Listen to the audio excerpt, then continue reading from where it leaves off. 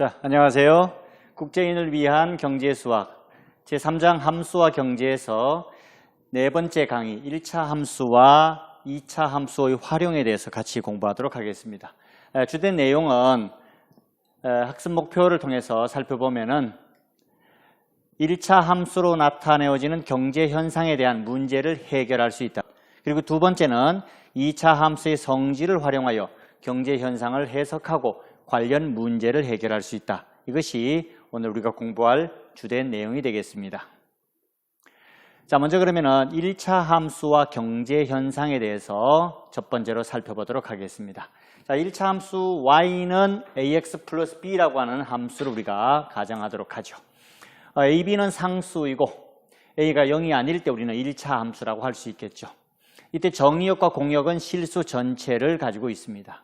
이 y는 ax 플러스 b라고 하는 직선의 그래프는 가장 기본적인 y는 ax라고 하는 직선의 그래프를 y축 방향으로 b만큼 평행이동했다라고 하는 평행이동의 이 개념으로 해석할 수도 있겠습니다. 일반적으로 우리가 이제 y는 ax라고 하는 직선을 x축으로 평행이동했을 때와 y축으로 평행이동했을 때 우리가 생각을 해봐야 되는데, x축으로 평행이동을 한다 그러면은 y는 a배의 x-p 이와 같은 방식으로 표현해야 되겠죠, 그죠? y축으로 이동했을 때는 방금 우리가 본 것처럼 y는 ax 플러스 b와 같은 모습으로 간단하게 표현할 수 있겠습니다. 일단 이 두 가지 평행이동에 의해서 직선은 이동될 수 있는데, 이동하고 난 다음의 관계식의 모습은 항상 이와 같은 관계식의 모습을 띠게 된다. 우리가 이렇게 이해할 수 있겠습니다. 자, 그러면은 y는 ax 플러스 b라고 하는 직선의 두 점 사이에서 우리가 기울기를 우리가 확인해 보도록 하죠. 자, 직선에서의 기울기라고 하는 것은 우리가 이와 같은 직선 y는 ax 플러스 b가 있을 때 이 기울기를 우리가 이제 확인하기 위해서는 가장 간단하게 기울기 a는 이렇게 표현하는데, 이 식은 곧 x1, y1을 지나는 점 p와 x2, y2를 지나는 점 q, 이런 두 점 pq 사이에서 바로 x2와 x1의 차, 이것이 델타 x가 되겠죠. 그 다음에 y2와 y1의 차, 이것이 델타 y가 되겠습니다. 결국은 우리는 이제 기울기라고 하는 것은 델타 x분의 델타 y다, 이렇게 우리가 나타낼 수 있겠죠. 자, 그런데 여기서 이제 또 중요한 또 1차 함수의 성질을 한 가지 이야기할 수 있겠습니다.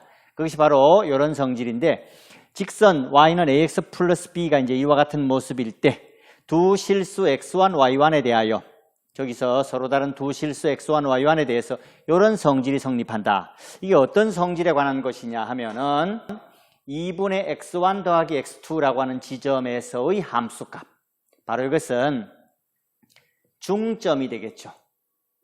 x1과 x2 사이에서의 중점, 여기가 바로 2분의 x1 플러스 x2라고 하는 것이죠.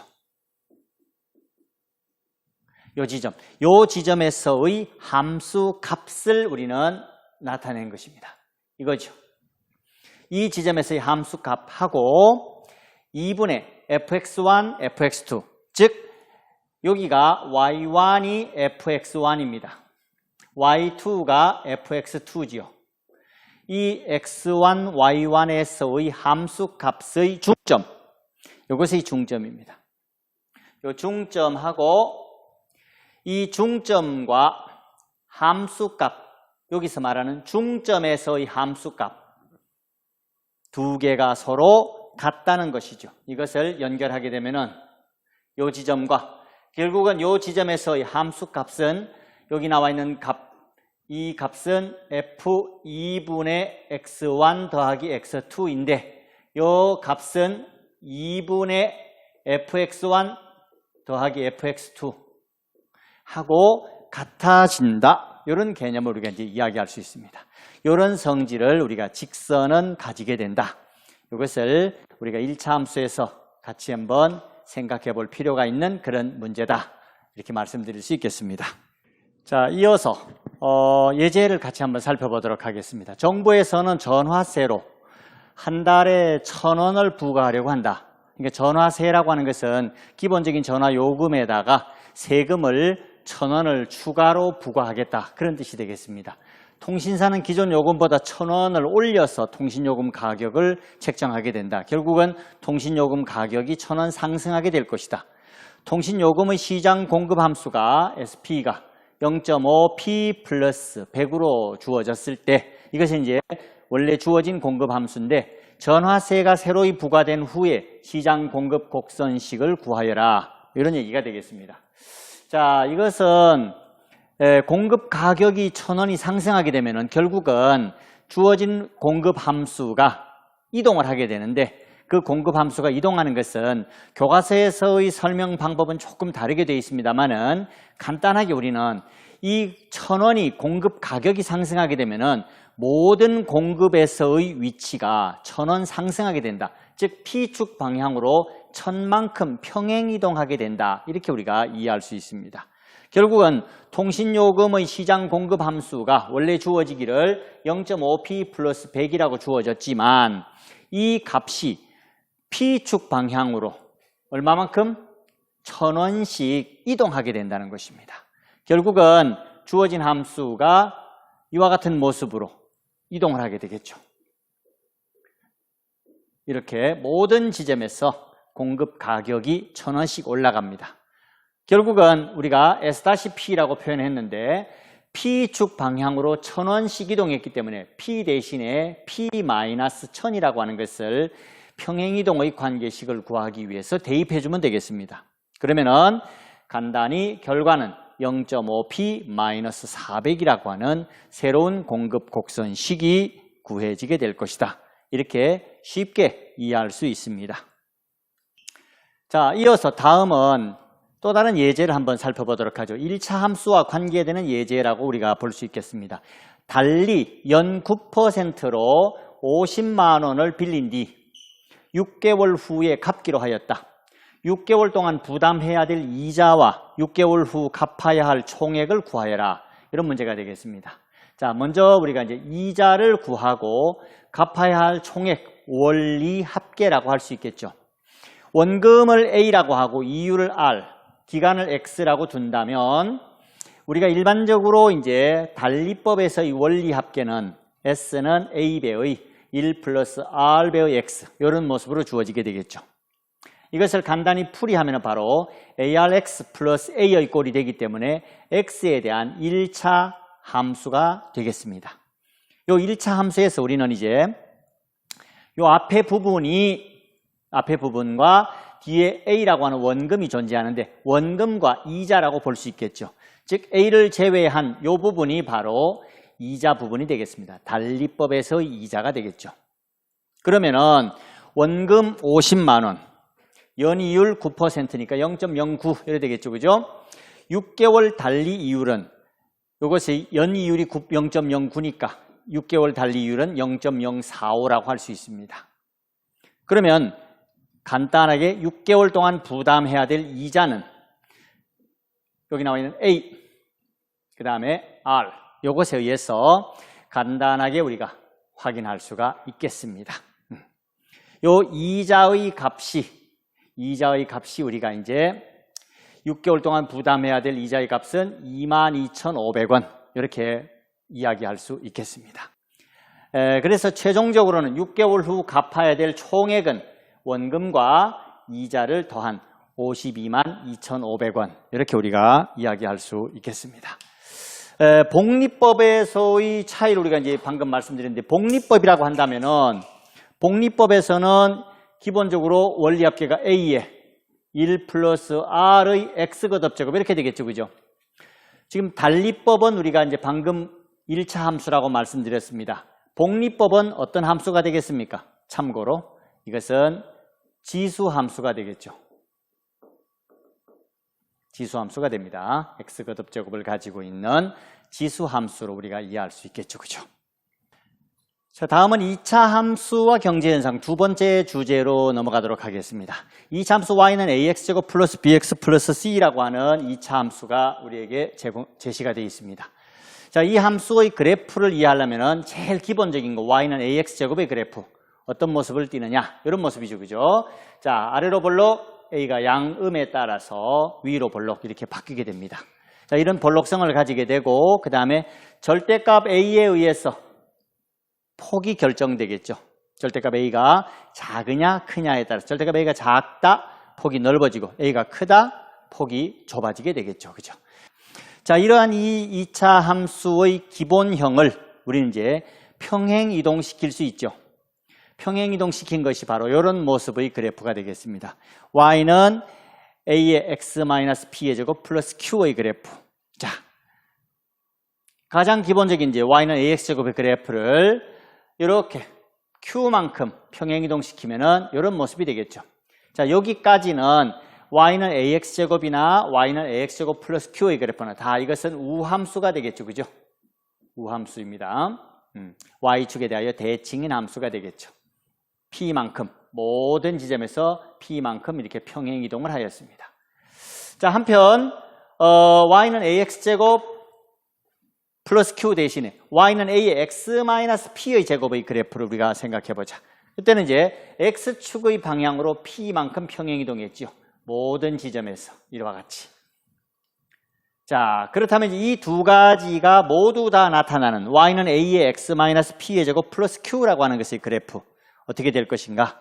이것은 바로 x축의 방향으로 p만큼 y축의 방향으로 q만큼 이동한 p, q를 꼭지점으로 가지는 새로운 2차 함수의 그래프가 만들어질 것이다. 이때 우리는 이제 이 p, q가 여러 가지 성질을 가지게 되죠. x p가 다른 말로 하면은 축이 될 것이고, 이때 fp가 바로 q인데, 이 fp q라고 하는 것은 나중에 우리가 이제 최대 최소값을 구할 때도 매우 중요한 역할을 한다. 이렇게 볼 수 있겠습니다. 자, 그러면 이제 2차 함수와 경제현상 두 번째 주제에서 우리가 또 중요한 부분이 최대값과 최소값에 관한 얘기입니다. 방금 선생님 말씀드렸었는데요. 2차 함수 y는 ax제곱 플러스 bx 플러스 c를 이런 꼴로 변형하면은 우리가 이제 중학교 때나 또 1학년 때 우리가 2차 함수에 대해서 배웠죠. 그때 우리가 이제 이런 형태로 변형해서 최대 최소값을 많이 구했습니다. 이걸 변형하는 방법은 여기 방금 나와 있는 것처럼 a배의 x제곱 플러스 a분의 bx 플러스 2a분의 b를 제곱해 준 것을 더해주고 더해준 만큼 빼주고 플러스 c. 이것을 이제 간단히 정리한 것이 이것이죠. 그래서 사실은 이런 전체 결과를 뭐 기억하는 것도 도움이 되겠지만은 이거를 꼭 굳이 뭐 마이너스 4a분의 b제곱 마이너스 4ac 이렇게까지 기억할 것까지는 없습니다. 자, 그러면은 이러한 모습으로 이제 우리가 이게 x equal 마이너스 2a분의 b라고 하는 p 값과 q에 해당하는 값이 이것으로 주어지는데, 이러한 2차 함수의 최대 또는 최소를 어떻게 구할 것이냐. 물론 이제 정의역이 제한되어 있지 않은 경우의 얘기입니다. a가 양수일 때는 그래프로 다 표현하면 이렇게 아래로 볼록한 곡선이 되겠죠. 그죠?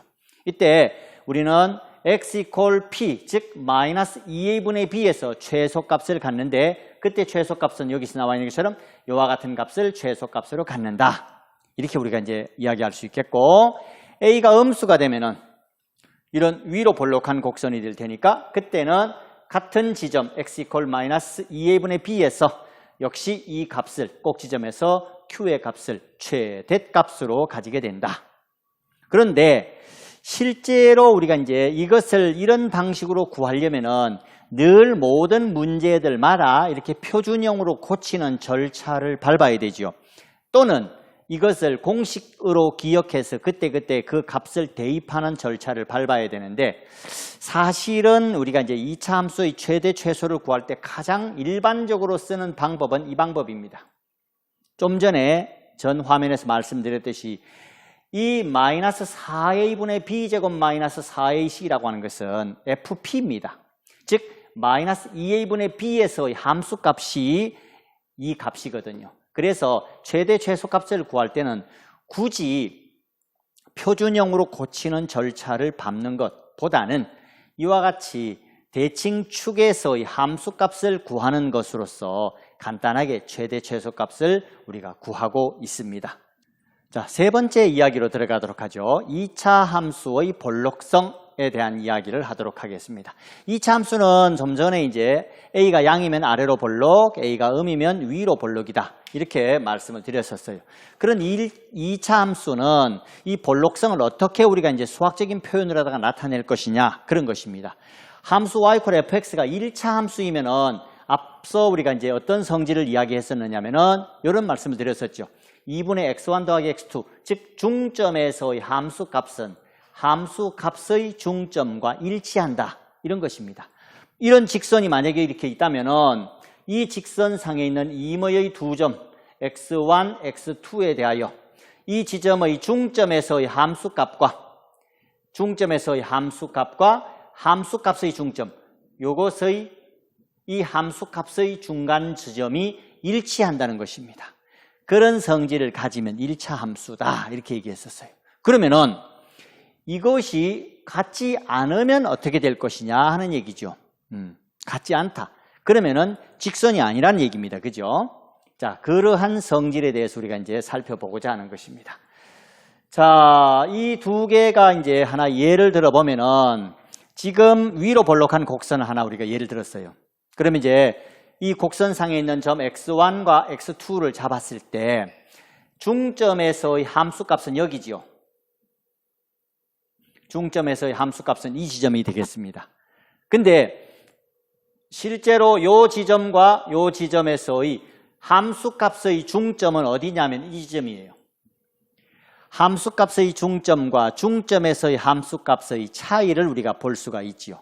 바로 y = fx가 위로 볼록인 함수이면 중점에서의 함수값이 함수값의 중점보다 크다라고 하는 결과를 우리가 볼 수 있죠.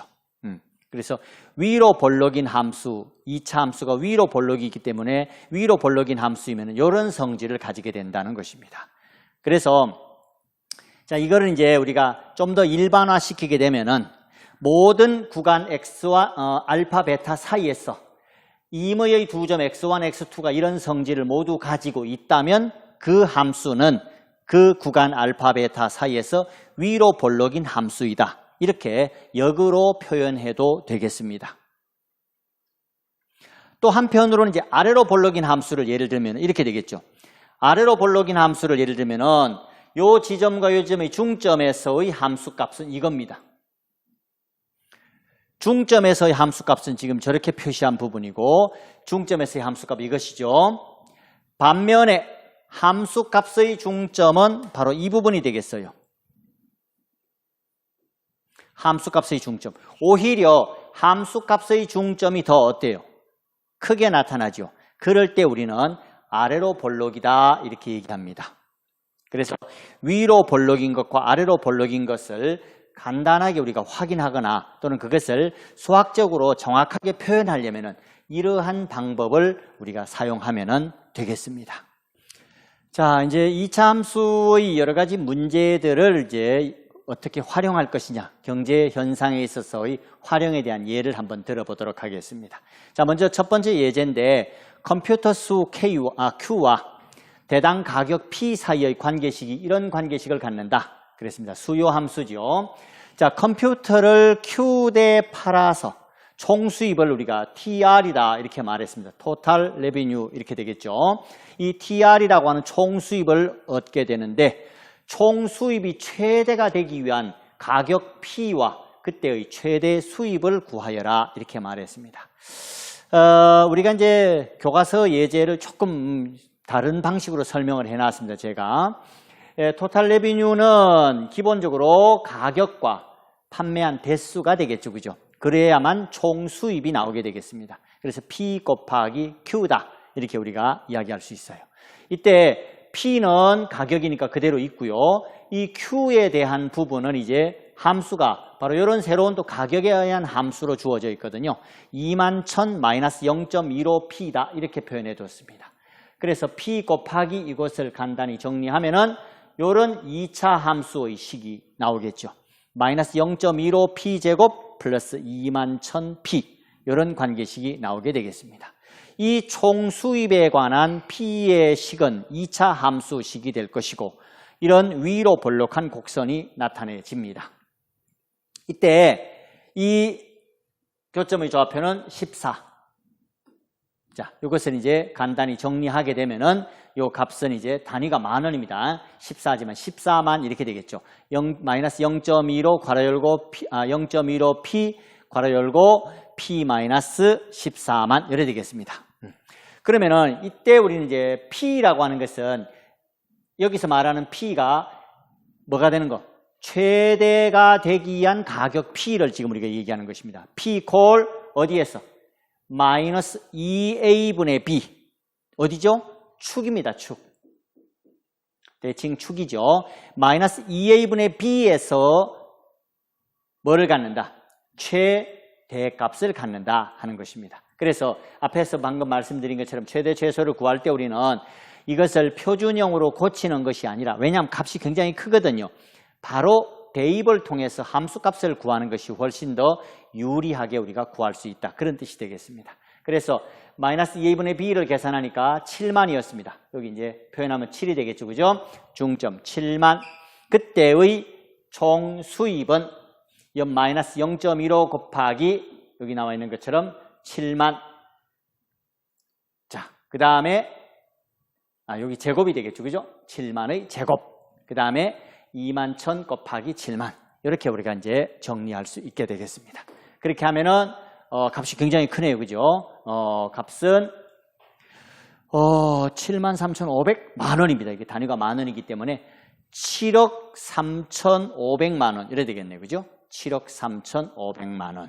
그래서 총 수입 토탈 레비뉴는 P가 7만일 때 최대 수입 7억 3,500만 원을 갖는다.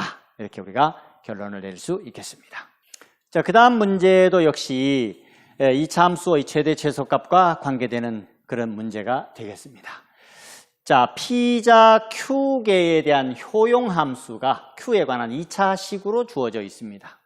이때 P자 2개를 먹은 후 3개째 먹을 때의 한계 효용을 구하라. 한계 효용이라고 하는 것은 앞서 우리가 이제 평균 변화율의 모습을 가지고 있다. 이렇게 우리가 얘기했죠. 그죠? 그 다음에 이제 두 번째는 효용을 최대로 한다. 효용의 함수가 이거기 때문에 최대로 하기 위해서는 몇 개의 피자를 먹어야 하겠는가 하는 부분입니다. 자, 첫 번째, 피자 2개를 먹었을 때 총 효용은 16이 나옵니다. 여기다가 Q 대신에 2를 대입하면 되겠죠. 그죠? 그때 이 총 효용과 3개를 먹었을 때 3을 대입하게 되면 21이 나옵니다. 16과 21의 우리가 한계 효용을 구하려면은 21에서 16을 빼주고 3에서 2를 빼준 변화율을 구하면 되겠죠. 그 변화율이 바로 여기서는 5가 되겠습니다. 한계 효용이 5가 나타난다. 즉 2개 먹은 후 3개째 먹을 때의 한계 효용은 5가 된다. 이렇게 우리가 표현할 수 있겠습니다. 그 다음에 이제 효용의 최대값을 구하라 그랬는데, 효용의 최대값은 이 2차 함수 u는 마이너스 q제곱 플러스 10q의 최대값을 구하는 것입니다. 어디에서? 대칭축에서 최대값이 존재한다. 그래서 q는 마이너스 2a분의 b, 대칭축이 어디입니까? 5가 되겠죠. 그죠? 마이너스 2a분의 b, 5가 됩니다. 즉 여기다가 5를 대입한 거. 그래서 25라고 하는 최대 효용을 우리는 q가 5일 때 최대 효용을 갖는다. 이렇게 설명할 수 있겠습니다. 즉 5개 먹었을 때 효용이 최대가 되고 그 이상을 소비하게 되면 한계 효용은 어떻게 된다? 오히려 마이너스가 된다는 얘기죠. 이렇게 올라가다가 그 지점에서부터 이제 그 다음부터는 효용이 감소하게 되는 이런 현상을 우리가 볼 수 있겠습니다. 자, 함수와 경제. 우리가 이제 4번째 강의였죠. 1차 함수와 2차 함수를 경제 현상 속에서 어떻게 활용한 문제들이 있는가 하는 것들을 한번 살펴봤고, 다음 차시에서는 균형 가격과 균형 거래량이라고 하는 경제학과 관련되는 주제들을 가지고 여러분들을 찾아가도록 하겠습니다. 수고 많았습니다.